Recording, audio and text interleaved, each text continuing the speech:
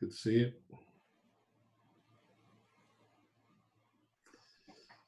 Okay.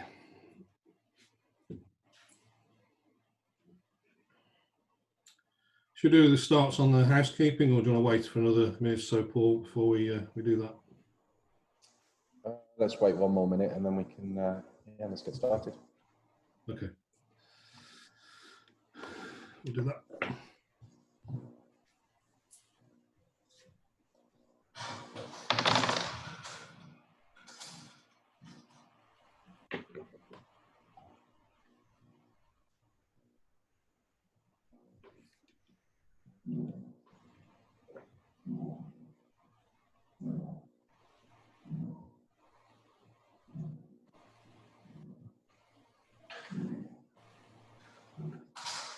Just didn't move in the background there.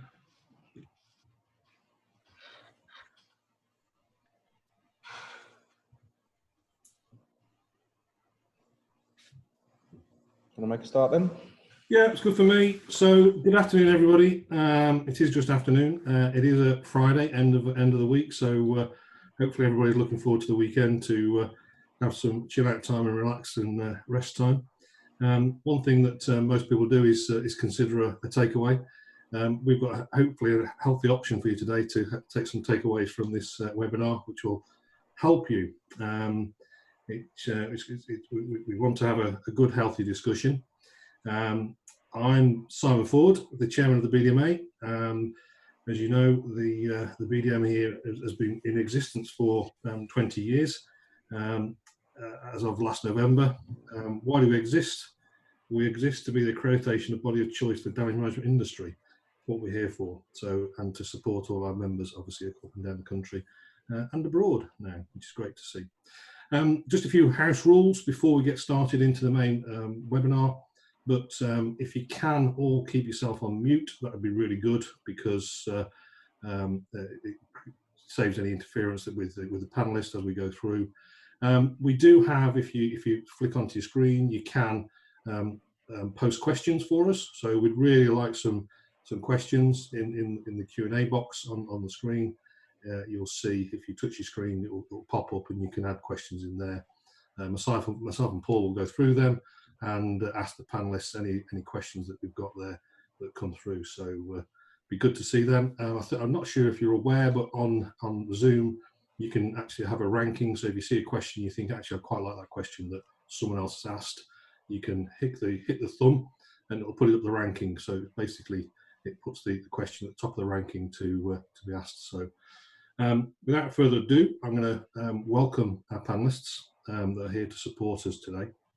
So moving from left to right, first of all, hello to Sarah Brodie, Policy Manager at the British Association of British Insurers.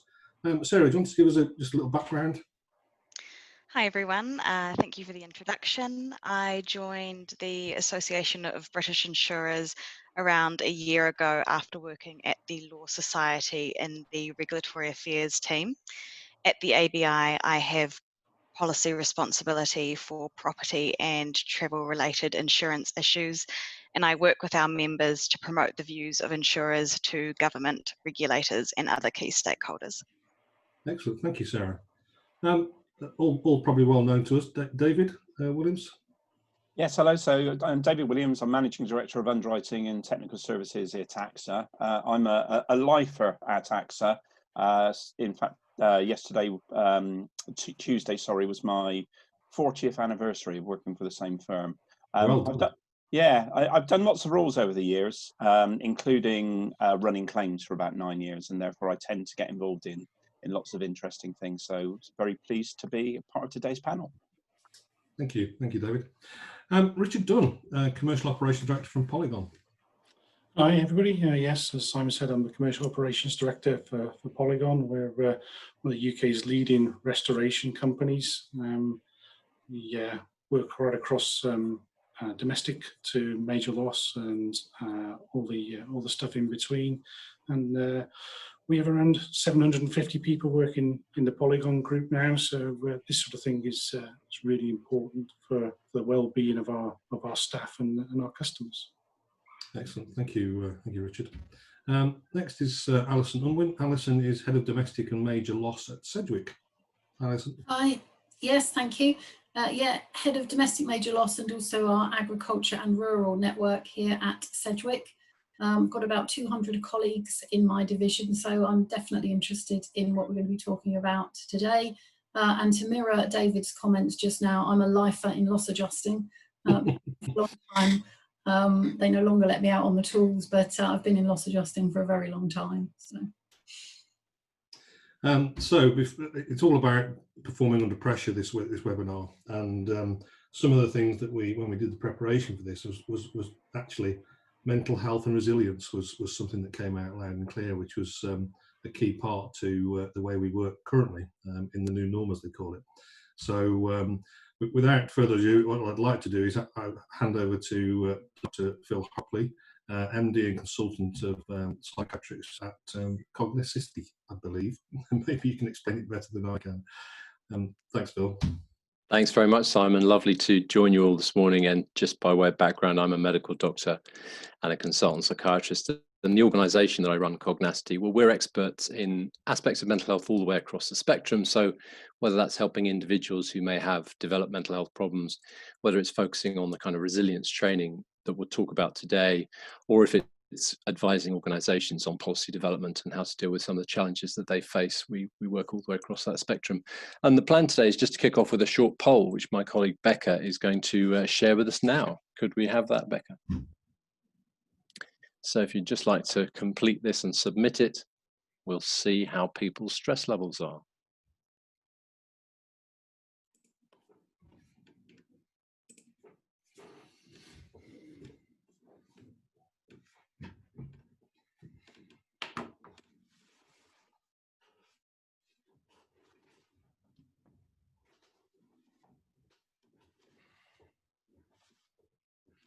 And when Becca's got enough votes in on the box, we'll see what people were rating themselves at in terms of their perception of how stressful life has been recently.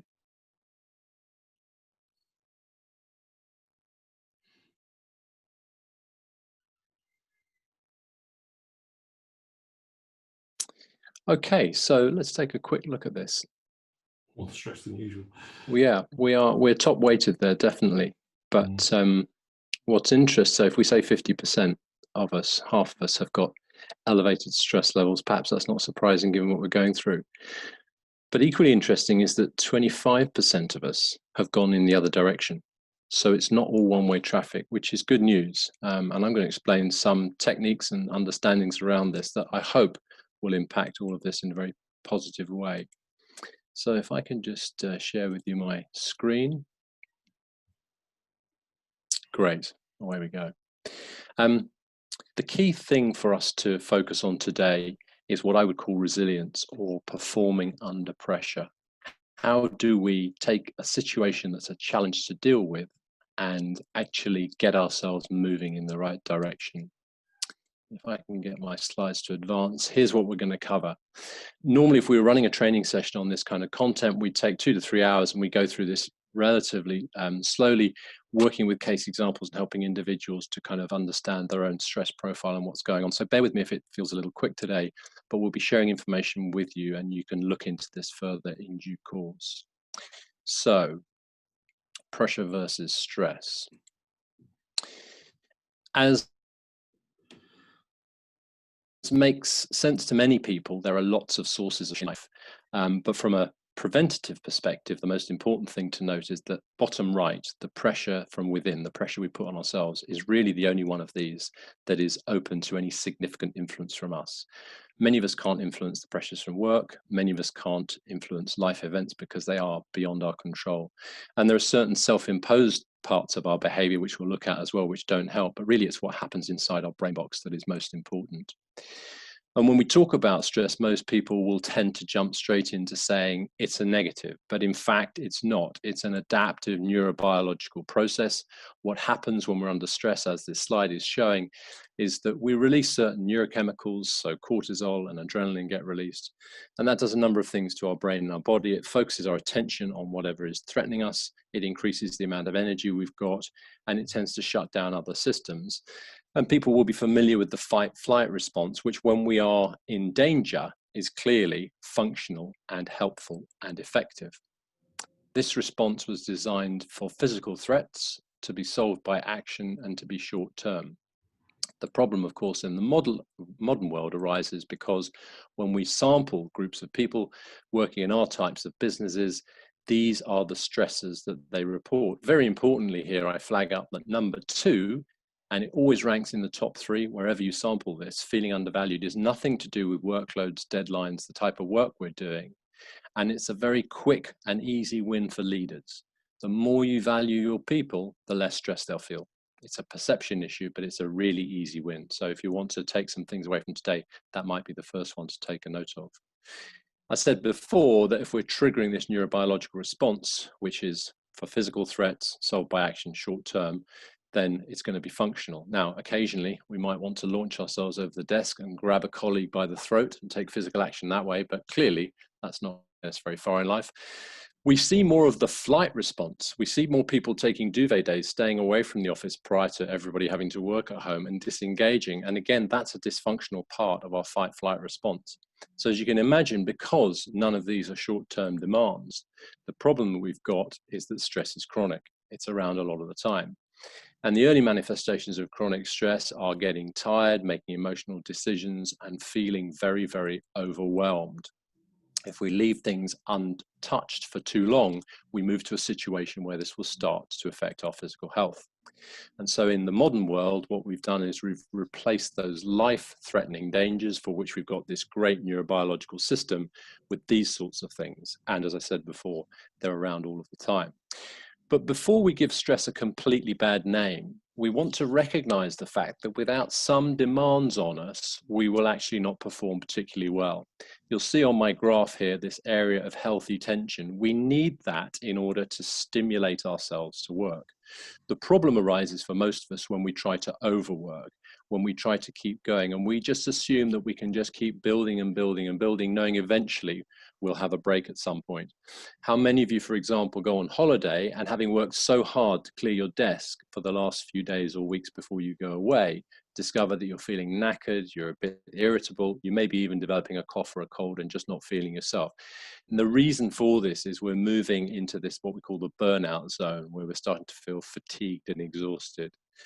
And the key thing from this graph to take away is to know that nobody's exempt from this. Everyone has a tipping point. We have to identify that tipping point, recognize these early signs and do something about it. Otherwise, we end up moving in this direction where our health gets affected.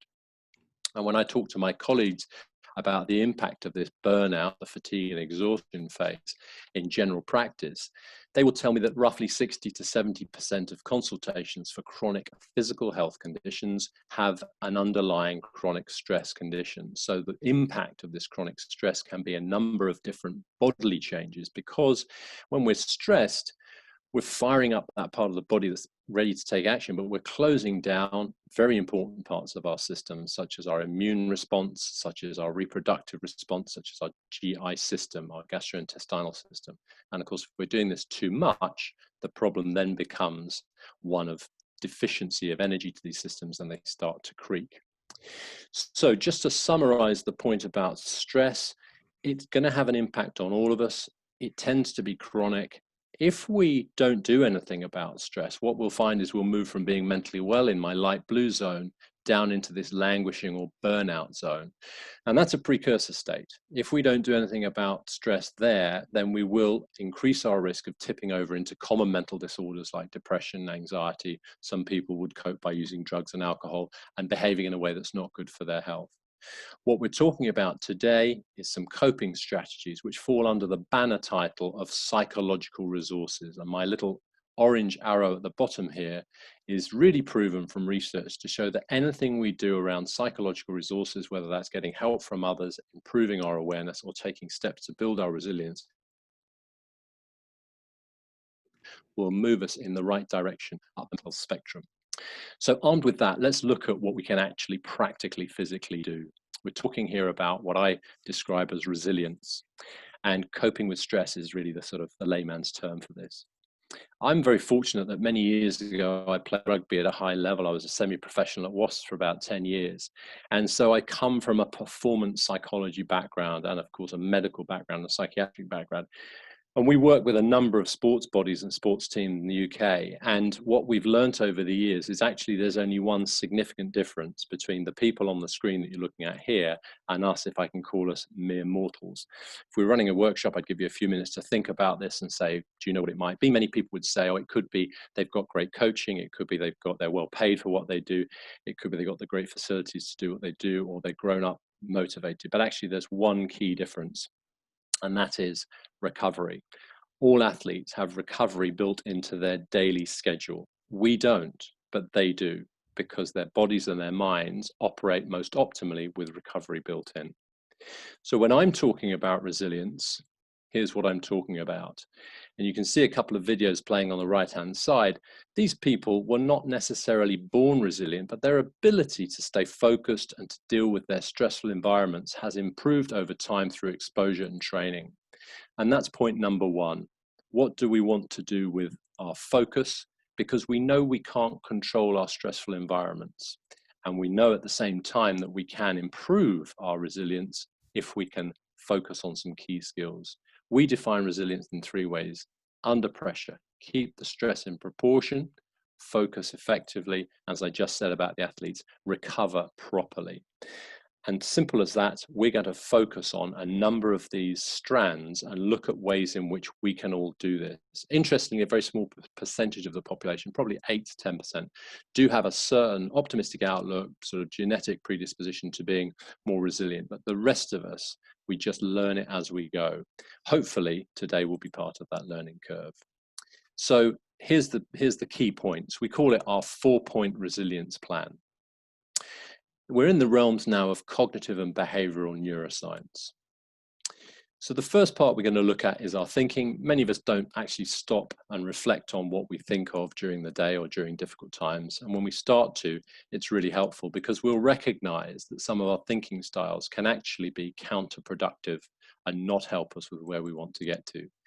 If we can recognize those unhealthy thoughts or thinking patterns, then we can start to adapt them. And that's the cognitive or the thinking element of what we're looking at. And then secondly, the sustainable recovery behaviors, the things that we know are pillars of good mental and physical well-being, which when we're busy, many of us, I'm afraid, tend to overlook. So let's jump straight into it. Let's look at our thinking. Now, if you pick any scenario where somebody is affected by something that's a challenge, you're going to have an event that takes place and a set of consequences. And we can subclassify these as emotional, behavioral, and physiological. But let's say this chap gets an email which is really negative in terms of his appraisal, or something's happened, or there's a complaint has been made. This chap's going to feel it physically. That fight-flight response is going to kick in. He's going to have an emotional response. He might feel upset, angry, dismayed, shocked. And then maybe some behavioral response. We may see him acting out as a consequence of this. Of course, the thing is that if two people are put in the same situation, you don't get the same consequences. And of course, the reason for that from a psychological perspective is that we process everything through our brains. We have a set of perceptions, a set of beliefs, and these are not the same for everybody. People obviously sometimes struggle to understand this, and in sessions we'll use some very simple visual representations to show why that might be. So here's the first one. I'm just going to put a picture up for you. I want you to look at the picture. I want you to just see what conclusion you reach. Now, obviously, this is not something that the royals would be famous for, and the media were very good at suppressing the story when it came out, because it would have been very bad publicity to have seen one of the royals reacting to a comment from the crowd like this. But in fact, there wasn't anything wrong with this at all. So depending on the perspective we take, depending on the way we look at things, we will have a very different psychological response. Our brains process information and then those responses change. If you change this from a static image to an email or a message via the phone when we're distracted, when we're under pressure, or a child talking to us when we're busy doing something else, you can see that the possibility for misperception and miscommunication, and therefore increasing the stress in ourselves, significantly climbs.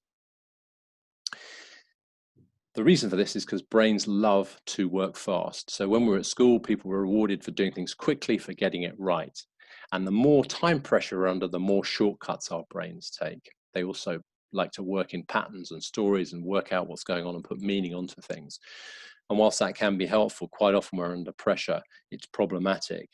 Now, I'm going to show you the common thinking errors or mind traps that we tend to come across in the work that we do. You'll be familiar with all of these. So catastrophizing is focusing on the worst case scenario. Something bad happens, but you predict absolutely the worst. Personalization, you think something has a particular meaning for yourself. Shoulds, that's that approach to life where you feel you must act and behave in a certain way. Otherwise, the consequences will be negative. And a lot of people who live by the rule of should, and I'm one of those, tend to apply it to others. And that's problematic, potentially. Mind reading, as far as I'm aware, I've been a psychiatrist for 25 years. Nobody has yet developed the ability to mind read. Darren Brown does some very interesting things, but that's not quite the same. However, how often have we been in a situation where we've been talking to someone or we've had a conversation and afterwards we've said, I know that's what they said, but I actually really know what they're thinking. We don't, but that's what our mind is doing. It's putting meaning onto this. And more often than not, we're wrong. And then the all or nothing thinkers, the perfectionists who need things to be absolutely perfect. Otherwise, they despair and give up. These are 5 of about 35 different biases, thinking biases that we can all have at any one time, but these are the most common ones. And when we're working through this kind of work with an individual, with a group of people, we get people to unpick a scenario, look at something that's happened that's been problematic, and rank where these types of thoughts occur. You can see that I started out life very far up the rule of shoulds, went to a school where I had positions of responsibility. I was head boy, captain of cricket, all these things. So you were being monitored all the time by the staff. Performance was really important. So for me, that became embedded at a young age. And I still have to work very hard at that. If we can recognize where our thinking becomes unhelpful, we can start to do something about it. So we're in the beliefs, the perceptions area here, what's happening inside our mind when something's going on. You might, as an exercise, want to pick a scenario that's not gone so well for you in recent months and just think back through that to try to identify some of the thoughts that you had, maybe automatic thoughts that came in pretty quickly in a reactive way, and identify where they weren't so helpful. The process by which we can do that, which a lot of psychologists use in a therapeutic and coaching setting, is the 3 C's: check, challenge, change. So first of all, you're checking on what actually were the facts of the situation. I thought this, but what was the actual outcome? See if there's a discrepancy. There often is. If we can do that, if we can check, then there'll naturally in our minds be the tendency to challenge that. And we can ask ourselves the question, at the time, was that thought helpful, yes or no? If we conclude no, then it builds evidence in our mind to think, well, maybe my thinking style doesn't help me here. At that point, a lot of people get stuck. And in the workshops, we would be explaining to someone that if you do get stuck at that point, in order to change, think about what would you advise your best friend. As humans, we're not great at judging ourselves or criticizing ourselves, but as soon as you depersonalize it and you make it somebody else's problem, we're very good at finding the solutions then. So that would be the way. Put yourself in someone else's shoes and see what you would conclude. So that is a quick run through ways of identifying unhealthy thinking and ways of trying to adapt that unhealthy thinking. I'd invite you all, just as I said before, to maybe pick a scenario, something that's gone on. Take some time this weekend just to reflect, sit down, make some notes on how your thinking could have been more constructive in those pressure moments. I'd like to move on now to talk about behaviors and how we can make our good choices for behaviors. Many of you, like me, will have in the past tried to have made changes in a drastic way. So you've been trying to lose weight by going on a severe diet, by following a detox diet, or by joining a gym in January and committing to go 3 or 4 times a week. The problem with these big challenges is we often lose focus and motivation, and then when we fall short of our goal, we then develop an emotional response which gets in the way, makes it more negative, more difficult to engage in it. So the theory of marginal gains comes from performance psychology. You pick a small thing and you do it consistently. If you do it for 21 days, it has a very becoming a habit. So that's what we want to do.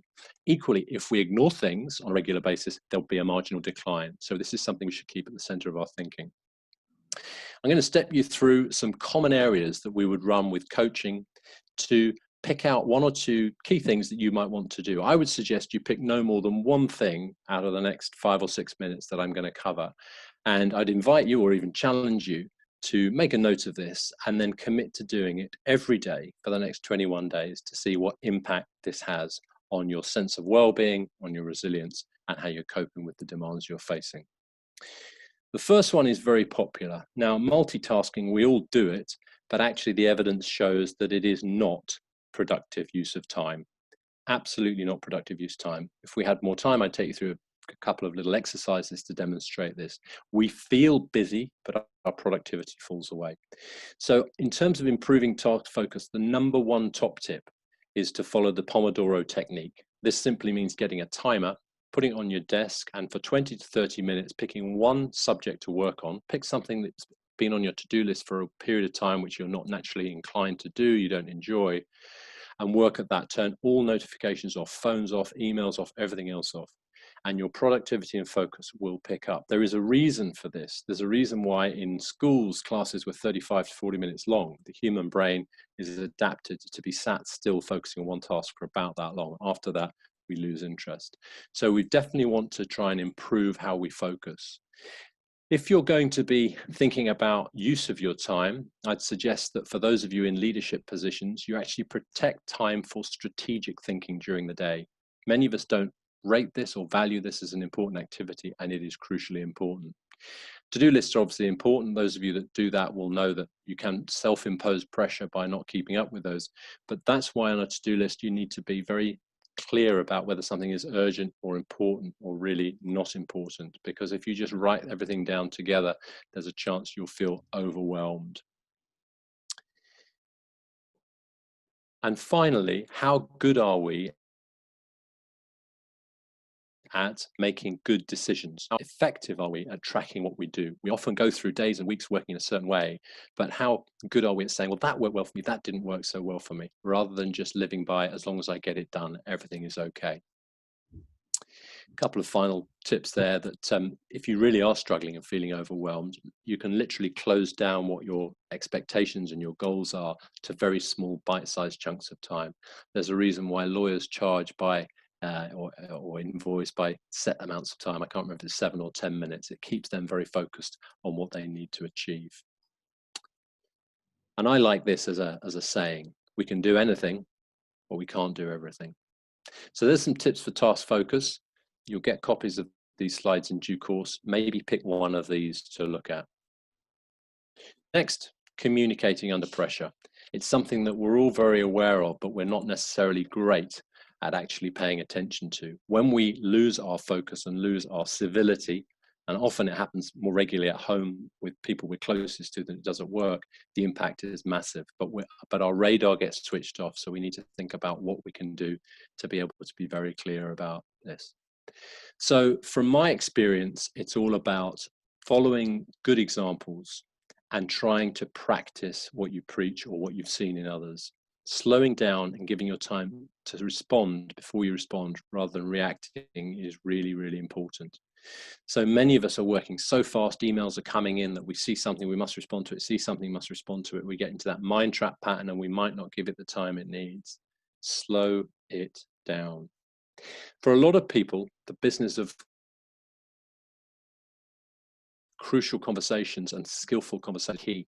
You'll probably during the course of a week hear one or two things you think, oh, that person said that really well, that was effective. They got their point across, but they weren't aggressive, they were effectively assertive. And whether that's related to use of non-verbal communication, use of expressive hand gestures or other things, people do this well, other people do it less well. See what you see around you and take in the best that's there. The 2-to-1 rule, we've got 2 ears and 1 mouth for a very good reason. We should be listening twice as much as we're speaking.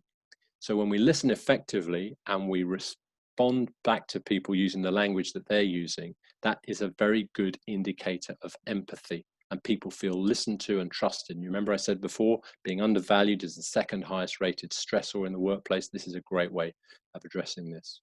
And a few other tips down there about how you can go about looking at your communication under pressure. One thing that I haven't put on here is getting feedback from others. I think it's really important every time you're in an important meeting or you've dealt with something that's been difficult or emotive, is to actually humbly ask people, what impact did my communication have on you? And particularly if you're a senior to a junior, the chances of them volunteering that to you are very low. But if you go asking for it, not only does it create an open dialogue, but it's a very powerful way of getting genuine feedback.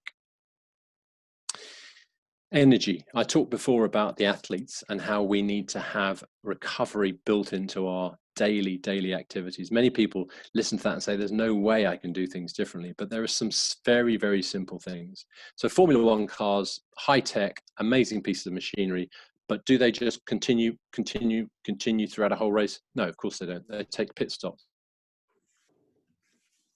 Because that machinery, like our brain, really tuned complex machinery, needs breaks. As little as 2 minutes per hour at the beginning, middle, or the end of an hour to refresh and just take your attention off your work on something else is very recharging. Personally, I find mindfulness one of the best ways of refreshing my brain, whether that's using an app or I work with a coach every fortnight. That for me is golden recovery time. Other things you can do include breathing exercises, progressive muscle relaxation, and then, of course, having proper breaks. Do get up and leave your desk when it's lunchtime. If you've got a 40-minute lunch hour, maybe spend 20 minutes eating somewhere else. And then for 20 minutes, try doing one of these practices, or maybe being active and exercising, just going for a walk, changing your scenery. I think it's crucial to have some things to look forward to. You don't have to have a 2-week holiday booked, and at the moment we all know how difficult that is. But even just a half-day break scheduled for 1 or 2 weeks hence means that your mind knows you're working towards some downtime, which is really important. And in terms of what the impact of this is, keep a diary or make a note or speak to people and get a sense of what works well for you, because different things work for different people. Diet and stress. So dehydrating ourselves by 3% leads to a fall off of cognitive sharpness of about 10%. 5 years ago, I would have gone into organizations to run training and I wouldn't have seen any bottles of water on tables. Now I see them all the time. I think most people get this. Working at home might be slightly different because we may be just stuck at our desk. It's really important to have water accessible, water or other healthy drinks. So I mean clear juices, not caffeinated drinks, available throughout the day. Caffeinated drinks are okay, but you certainly shouldn't be having them later than 6 o'clock in the afternoon because their stimulant effect on our minds, and certainly you want to set sensible limits around that. Most of us will tend to grab for a fast release sugar snack if we're tired. The problem with those is you get a release of sugar and then you get a release of insulin, which sends your blood sugar levels down, makes you hungry again, and you get on this cycle of going for snack after snack. So think about these carbohydrates as useful snacks. Finally, exercise and movement. We actually evolved as humans by moving around, and our brains are really good when we move. So a lot of my thinking, my best strategic thinking, is done when I'm walking or when I'm running. I don't plan to do it, but it just comes to me because the mind is switched off from all the other distractions. What can we do to increase our levels of activity? You don't have to be a gym bunny, but just walking every day, maybe getting off the bus or the tube, a stop early so that you're walking some of that, taking the stairs instead of the lift or the escalator will add in a bit more activity. For a man of my age, I should be having 10,000 steps per day to protect my cardiovascular wellness. I use a Fitbit, it's a great way of tracking it. For a lot of people, it's difficult to get the motivation going. So what you might want to do is pair up with a friend, pair up with someone at home, get kids involved somehow, and just find ways of being more active than you would be otherwise. The return from this is significant. Yes, there'll be a degree more fatigue, but your sleep quality will improve, the release of endorphins will help with your mood, and you will generally feel better about yourself. So exercise and movement are non-negotiables. I've given you there a whole host of things to choose from in terms of behavior change.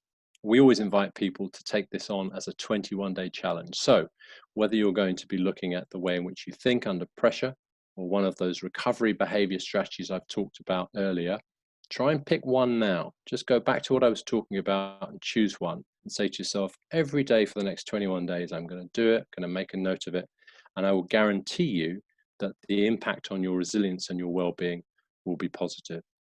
So thank you for bearing with me through a very fast look at resilience. I'm going to ask now if Becca would repeat the poll, and let's see if we've made people more stressed or less stressed. Becca, thank you.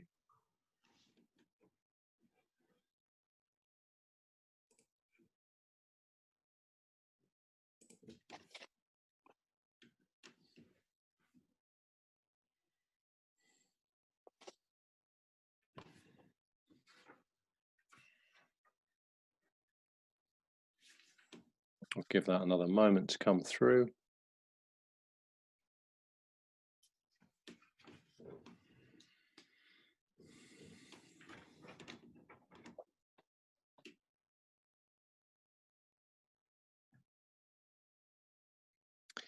Okay, well, it's very, very kind of you. And I do hope genuinely that that was helpful for you. The vast majority have got something there that they're going to implement. I can't emphasize enough that it's all about doing things. It's great reading about things. It's great improving our self-awareness, but it's actually putting things practically into practice that's going to make the difference. So good luck with your challenges, and thank you again. Phil, I really appreciate your time there. That was really useful to, I think, just to note some takeaways for myself. I have to say, one of them is probably move a little bit more and eat a little bit less and exercise a bit more would probably be good for me. But turning to the panellists, a specialist online, I think we've got a few questions that have been posed by our participants. But I think the first question for me is in your individual organisations. Phil spoke about a policy development, and how do you develop a policy for dealing with that coping under pressure? So I'd really like to, and this was about the pressure v stress. How do we develop that policy development in businesses, and how do we manage that with our teams to make sure they perform under pressure? Sarah, I don't know whether you've got any view on that at all.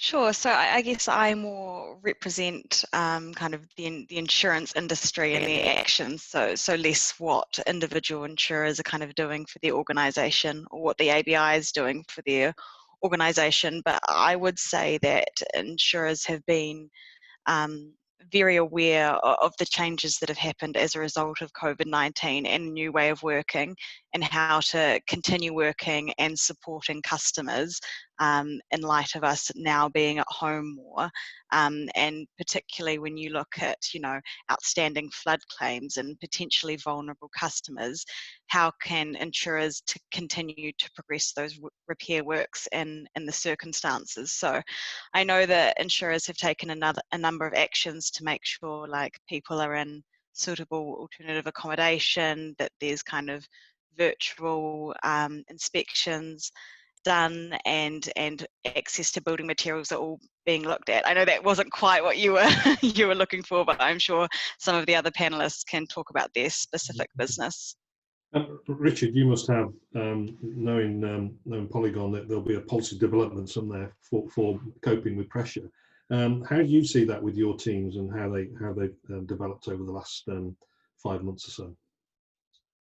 I think the key to a lot of helping people deal with pressure and stress is communication, and clear communication. Right from the outset of the COVID pandemic, we made it very clear that the most important thing for us was to keep our people safe, and then look at our customers. But how do you communicate that to a number of people? That's through videos, through email conversations, through what we call town hall hangouts. So we got all the teams together and let them ask questions to understand what's going on. And there's lots of different pressures. So people that are on furlough have a different set of pressures that people are working. So it's managing all that and ensuring that they've got somebody to turn to, somebody to talk to at any level of the business. So they're aware of what pressure's been put on them and where the pressure's coming from, whether that be work or financial. Okay, thank you. Alison, you probably have a similar size of field people out there in working remotely, and how do you manage that with your teams and making sure you've got some kind of indicator of how do we deal with stress and the pressure? I think I'm lucky that we work for an organisation who've always taken the welfare of our colleagues very seriously. So we've already had lots of people and processes and toolkits for managers in place to enable us to identify people who are perhaps struggling. Over the last 5 months, we've obviously had to reassess how we're looking at that and what different challenges some of our colleagues are now facing that might now be making them feel under pressure where they didn't before. And I think, as Richard just said, the key is in the communication, that we have to make sure that we are communicating to everybody and that they know what the business is doing and that what we're expecting of people. I think people needed to know what was the expectation. Now I'm working at home. You know, I've got children at home, I've got other responsibilities, and in the early days things were very difficult. And I hope we got it mostly right. I'm sure that there are lessons we'll learn from it, but I think that there was very quick communication to say that there was a lot of flexibility in our system. and recognising that every individual had different challenges to face. Some of our guys are adjusters who are out in the field, like a lot of Richard's operatives, and they had fears and worries perhaps about their own safety. We had some of those who, for various reasons, either themselves or family members needed to shield. And then we have other people who'd normally be office-based who suddenly find themselves working at home alongside other members of their family and a couple of children that they're supposed to be homeschooling. And it was just making sure that on an individual level, we understand people's fears and worries and issues and what might be putting them under pressure as opposed to what might put me under pressure. And just giving them options and some flexibility to adapt their work to fit what was then the new norm. And that continues to mature to where we are now, where things are still different. We're not back in our offices. We have no immediate plans to get people back into an office. Welfare of everybody is paramount, and we're lucky that we work well enough at home that there's no need for people to rush back to an office. But there are some people, again, there's a recognition within that we have some colleagues who actually are desperate to get back to work to an office, that miss that day-to-day camaraderie and the chats over the kettle while it's boiling and the water cooler and everything else. And we have to recognise and accept their challenges and work with them to find a flexible way that perhaps some of them can get back to an office and get back to what will enable them to feel less pressured. So it's been, you know, just looking at people as individuals and not as a group or a team all the time, but recognising that each of us has something in our lives that perhaps other people didn't know about, but which all of a sudden became a challenge during this. And as managers, giving them the flexibility to be able to cope with that.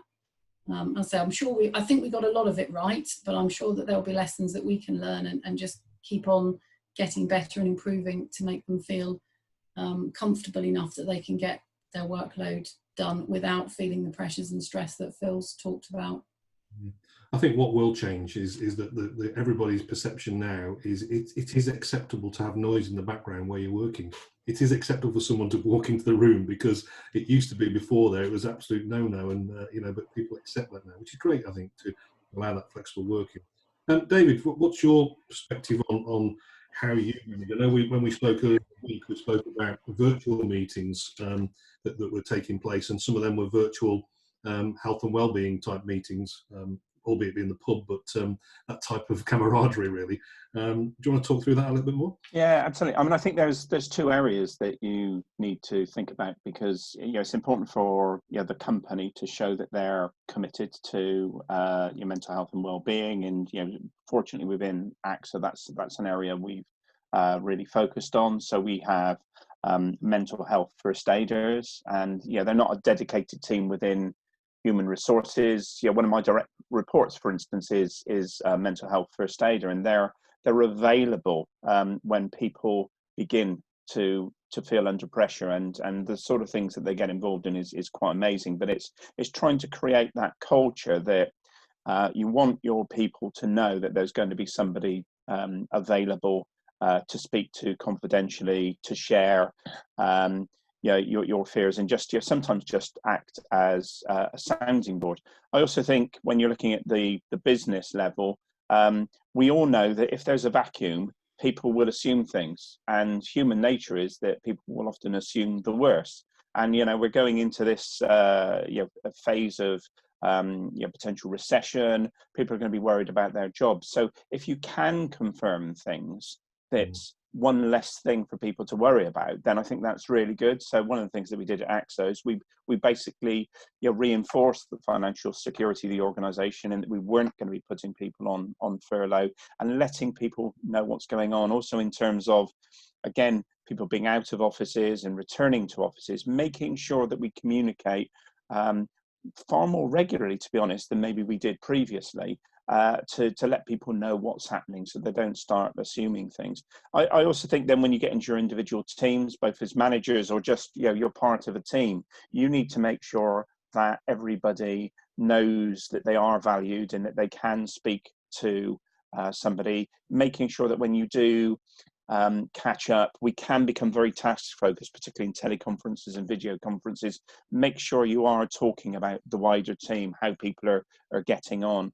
One of the things that I massively miss from being in an office is just those little conversations you have as you walk past someone, if you go into a coffee machine, or just moving between a desk and going to a meeting room and things like that. So I think it's really important to sort of try and recreate that rather than just be focused on a screen, and making sure that those sort of side bits that might not appear as important to business continue. But the other thing, as we discussed earlier, that what we've been doing is, why do people work? It's not just about the salary at the end. It's not just about the subject matter that you're dealing with. It is about feeling part of a community, a team, and with some people that will be popping out to lunch together, or a few beers after work, and that suddenly disappeared. So what we've been doing is using video technology to try and fill that gap. So we've had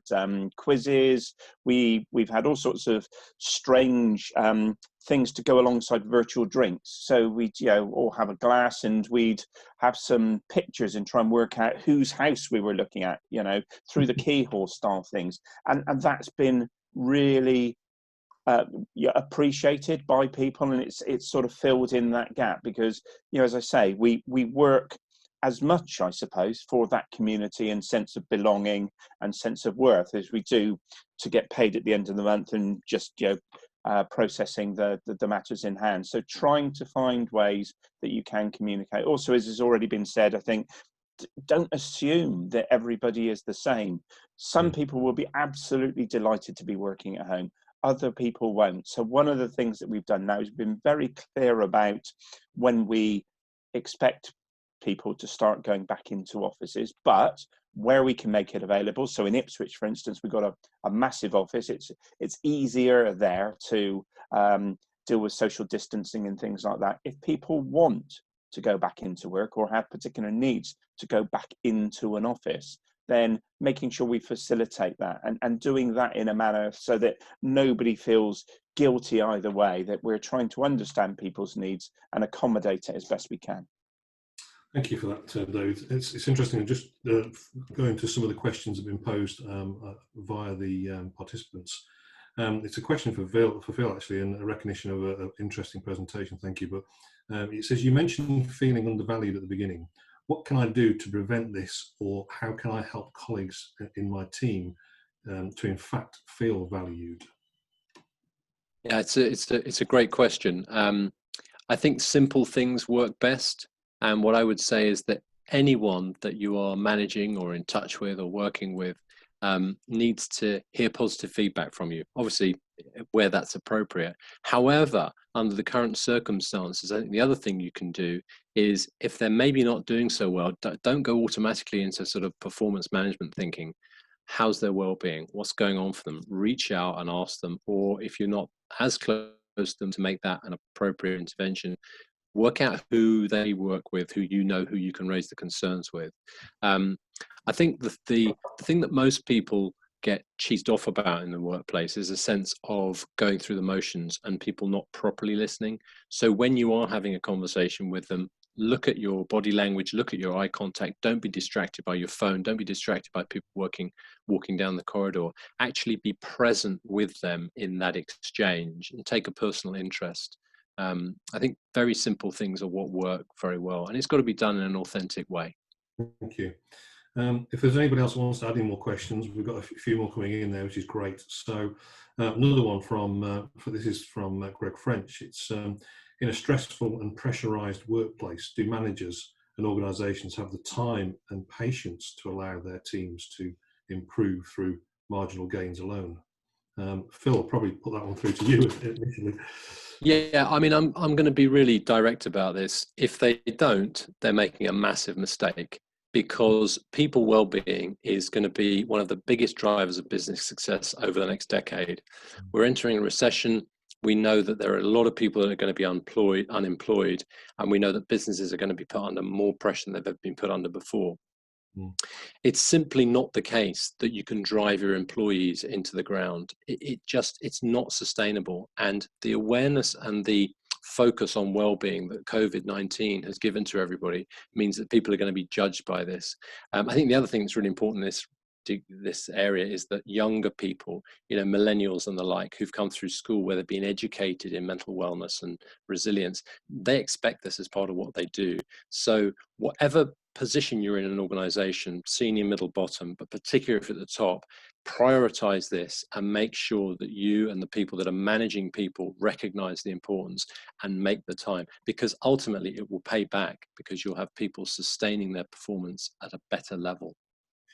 Does anybody else want to add from that, from the panel? We've got some more questions coming in. So I think it's really important. So one of the things that we have to learn to do as leaders, and one of the things I've learned to do over the past certainly 4 years working in Polygon, is to listen to understand people. Don't just listen to answer them. So I think that's one of the things that we can do, is we listen to what people are saying to us, but we don't really take it in and read between the lines a little bit.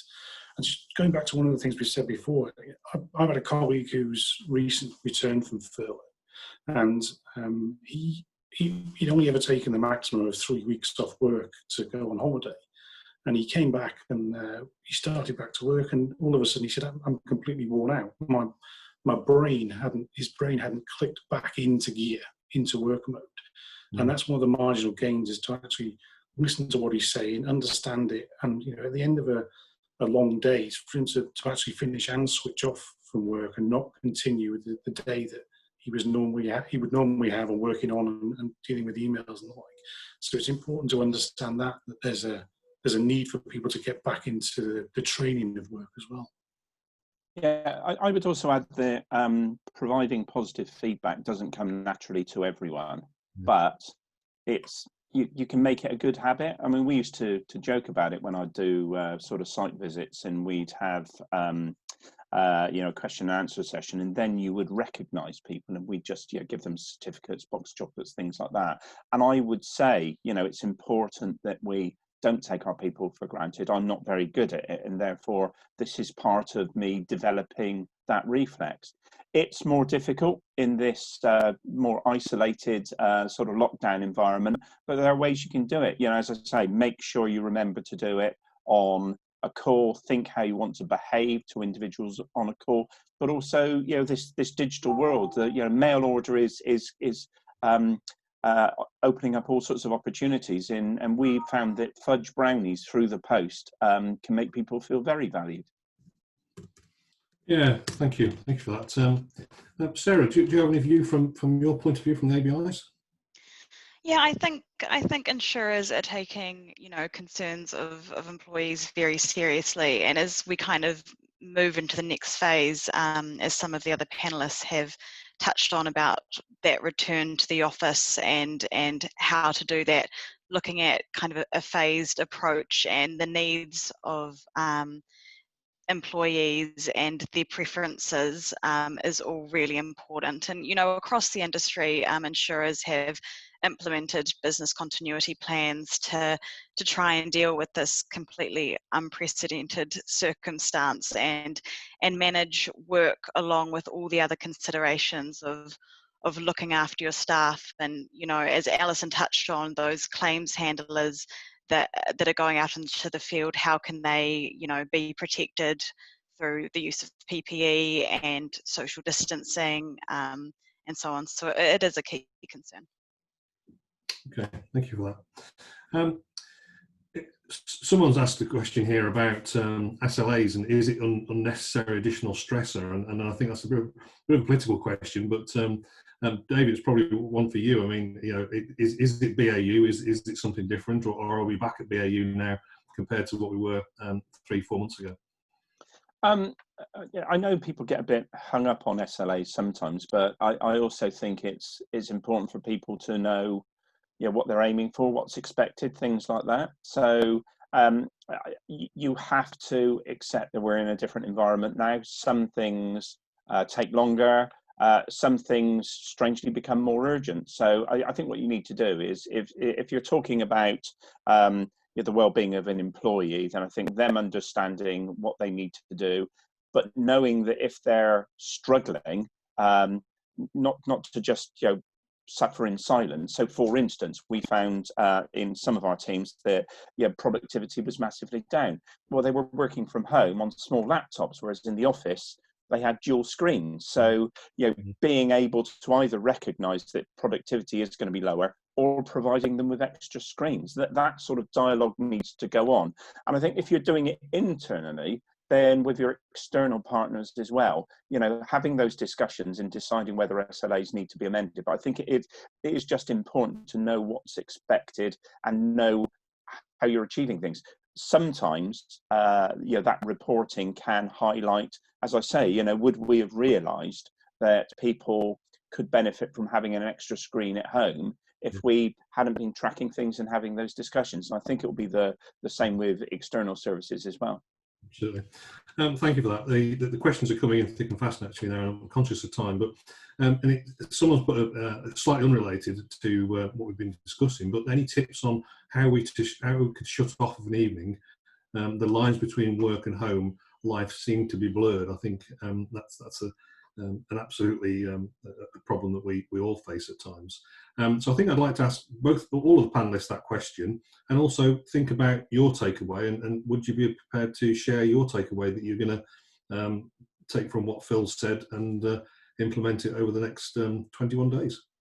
So Alison, do you want to just work on that one? How do you switch off, and how do you make sure your team switch off, and what's your takeaway? Yeah, I think one of the things that Phil touched on in his presentation was around getting people to step away from the laptop and take exercise and things. And we do encourage that. I would encourage everybody to at least get up at lunchtime and go for a walk when they can, or something like that. And for me, that would be the break. It's that commute time that we don't have at the moment, is that break to go out, whether you have to go to the shop or whether you just go for a walk around the area in which you live, or drive somewhere to go for a nice walk. I think that for me gets that separation between the end of the working day and the start of the evening for everybody. In terms of my takeaway, there's something that Phil touched on, which I know that I'm not good at, which is this task focus versus multitasking. And that's something that I'm going to get better at, because I know when I've done it in the past and I have, set myself a to-do list, if you like, and make sure that I work through it, my mental well-being at the end of the day is much higher than it would be if I just have what I call the butterfly effect, where I just hop from one thing to another all day. And it's very easy to spend the whole day just responding to emails and you're not achieving anything. Emails are a necessary evil, but I'm always encouraging the ops managers who work for me to step away from their emails, just turn them off for an hour and do that task that you need to do, because all of us can easily fill that hour just batting emails backwards and forwards, and you've actually achieved nothing. The emails will still be there and there'll be fewer of them if you step away from them for a bit. So I'm going to try a bit of that and just make sure that when I have a task that I've been putting off, that I find the time and do it, because I know having completed it, my mental well-being is much higher than it otherwise is. So that's what I'm definitely going to try for the next 21 days. Thank you, Alison. Richard, what would your takeaway be, and how do you switch off of an evening? Well, as you know, like you, Simon, I'm a motorcyclist as well. So that's the weekend when the sun is shining is where you'll find me. Everybody else might be in there sat outside a beer garden maybe, and you and I are probably dressed in motorcycling, others racing around the countryside. So that's a way that I switch off. But we're in a very reactive industry. The phone rings and we go. That's what we do for a living. So it is important for everybody to find a way for themselves. I think you can't be too prescriptive about what you should do, but switching that email off at a reasonable time in the evening and spending some time with your family is really, really important. And it is important for me to come home and have that time. What I take away? Well, one of the things that I've actually started a little bit down this route recently. We've changed our diet as a family. We're almost a plant-based family now, if you like, and we've done that over a period of time. So we've not just done it one day and said, right, we're all going to be vegan from today. We make a step change every few days, and we've been doing that, and that's been successful for the whole family over the past 8 months to do that. So that's what we'll continue with going forward as well. Big okay from Phil on that one. That's a good one. David. Yeah, in the first few weeks, I think I struggled to have that separation. I came in, I had my laptop set up and was just absolutely focused, and that wasn't good. I think I'm fortunate in that I have got a separate room which I'm using as an office at home. It was a games room previously, but it's the office now, and therefore being able to physically come out and recognizing the need to do that, I think that's a very sensible approach. But if you look at lots of the surveys and speak to your own teams, there's a huge amount of people who are basically working from home from their kitchen. So I think we need to remember that not everybody has that luxury of being able to set aside a separate room. But either way, I think you do need to find a reason to come away from work. The way I focus on things is finding other things that I enjoy doing. I find cooking really relaxing because you're having to focus. What comes out isn't always as edible as I would have intended, but I like that distraction. When we've had the nice weather, just being able to go out into the garden, particularly not commuting, that was something that was different. And just getting up and walking around. I've also got a Fitbit which tells me off every hour if I've not done 250 steps. Genuinely, I would say Fitbit's changed my life in terms of making me much more aware of my need for some form of physical activity. Finally, I suppose the thing I would say is that despite I think being good in some areas, I can try and do too many things. It can all be a blur, and those things that are less appealing maybe sit until just before the deadline. So I'm definitely going to try the Pomodoro technique. So that will be my takeaway. Yeah, thank you. Sarah, what was your takeaway be from today? Yeah, I think my takeaway would be similar to the others, in that this is such an unprecedented time and such immense pressures on insurers across product lines that you can really just bounce from urgent task to urgent task to urgent task. That there does need to be some time made for the BAU work that continues to be progressed, because one day there will be a time without so much focus on COVID solely. So I will be taking away Phil's technique of setting that 20 to 30 minutes aside, kind of putting my laptop or my phone on airplane mode and just kind of solely working on that task to get it ticked off, so I can finally go out of my flagged inbox list. Yeah, I think it's great. I think from my point of view, thank you for that, Sarah.